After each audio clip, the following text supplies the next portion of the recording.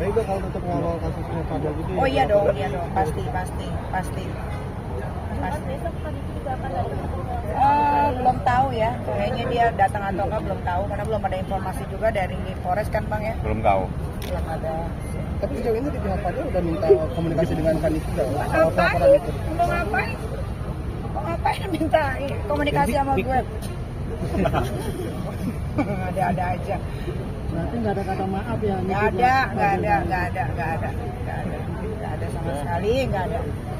Yang diharapkan tadi juga apa Pak mungkin? Yang diharapkan tadi sekarang kondisi Laura sendiri gimana kan? Laura aman, dia masih di safe house. Tadi juga hari ini dikirimin buku untuk dia baca, dia belajar. Nah kebetulan memang Laura kan anak yang pintar sekali, dia IQ tertinggi. Dia juga berangkat ke UK itu bukan karena beasiswa, nggak ada di UK itu beasiswa tetap bayar karena dari hasil otaknya sendiri belajar. Jadi tadi habis dikirimin buku, terus dikirimin kacamatanya juga. Pokoknya keperluan dia selama di sana untuk belajar. Karena kan di sana nggak nonton TV, nggak megang handphone, nggak bisa berkomunikasi dengan siapapun kecuali saya. Tapi kan ini sudah mulai komunikasi udah baik belum sama Kalau komunikasi secara langsung belum, tapi pasti sama apa Bang yang jaga? Dari unit perlindungan perempuan dan anak. Ya biasanya mereka yang menyampaikan keadaannya Laura hari ini bagaimana gitu karena kan biar gimana pun Laura masih shock dengan keadaan yang sekarang ya kan, mungkin dia harus beradaptasi lagi dengan lingkungan yang baru. Kalau yang kemarin kan lingkungannya dakjal ya, jadi kalau yang ini kan udah enggak, jadi dia harus beradaptasi lagi, mengontrol semua emosinya yang buruk-buruk gitu kan. Ini masih dalam tahap kalau dibilang pengobatan ya memang pengobatan karena setiap hari ada psikiater, ada psikolog juga mendampingi dari perlindungan perempuan dan anak. masih kesulitan yang mendekati Loli sendiri untuk berkomunikasi secara Sudah bisa komunikasi tapi mungkin memang yang ringan-ringan saja gitu. Kalau yang udah masuk ke masalah ini dia masih belum. masih ini nggak sih suka kesel marah Tantrum sendiri Nggak ada ya. Enggak. Kalau itu karena kebetulan saya yang hadir dan saya yang menemani pada saat proses visum. Itu visum berjalan tanpa saya dampingi, bahkan dia minta semua keluar. Artinya dia dalam keadaan tenang, dia dalam keadaan paham apa yang dilakukan oleh ibunya. Karena berkali-kali saya katakan apa yang dilakukan oleh mamamu dari apartemen sampai di saat ini adalah untuk perlindungan pada kamu, untuk memberikan perlindungan dan keadilan buat kamu, itu yang kamu paham. Mungkin dia memahami karena itu yang selalu saya sampaikan pada saat saya bertemu dia. Nah pada saat dilakukan visum, dia datang sendiri tenang, dia tidak teriak-teriak jalan sendiri, masuk ke tempat, setelah itu semua disuruh keluar, hanya dokter. Jadi ada Edwin pun disuruh keluar. Artinya dia ingin sendiri, ingin tenang sendiri. Dengan demikian maka Laura lebih tenang keadaannya dan lebih bisa menghadapi persoalan. Artinya komunikasi dengan Abang sudah lancar Bang ya?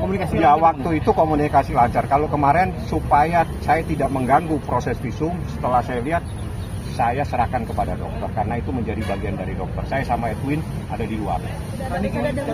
Laura belum sih kan? Laura belum boleh dijemput. Mungkin sampai kapan Laura? Sampai batas waktu yang tidak bisa ditentukan. Kalau emosinya sudah bisa terkontrol dengan baik, baru bisa. Oke. Orang nanya Fadel nggak Mami? Ya? Orang nanya Fadel nggak? Tapi sudah sempurna Bang ya? udah aja yang bikin gua. Visum hasilnya luar biasa sekali karena visum itu adalah bagian, jadi gini, pada saat visum yang pertama Laura dalam keadaan datang bulan, sehingga menurut dokter perlu dilakukan visum pada keadaan dia bersih. Seperti itulah. Jadi itu bukan apa. Jadi supaya paham semua, Lin, kok ada visum 2 kali. Visum yang pertama karena dia barusan dari apartemen langsung divisum karena memang begitu kewajibannya. Tapi posisinya dia pada saat itu datang bulan. Sehingga dokter bilang lebih baiknya kalau divisum lagi. Nah, itu visum yang kedua inilah dalam keadaan visum yang sangat sempurna dan kita sudah tahu semua hasilnya. Reaksi Fadel kayaknya nggak bakalan gue lepasin deh, bakal gue penjarain sampai tua di situ. Maksimal, maksimal lagi. Ya, selama-lamanya lah kalau bisa. Maksimal kan 15 tahun. Itu satu laporan polisi. Itu baru satu. Kita lagi cari dia punya beberapa perbuatan-perbuatan dia, lagi kita kumpulkan.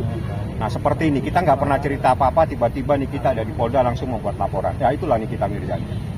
Nggak pernah mau cerita, tiba-tiba lapor polisi saja. Kenapa nggak sekalian di Polres? Kita kan di Polres udah ada laporan. Kenapa sekarang di Polres juga? Jangan diganggu yang di Polres, biar mereka konsentrasi sama kasusnya Laura ini.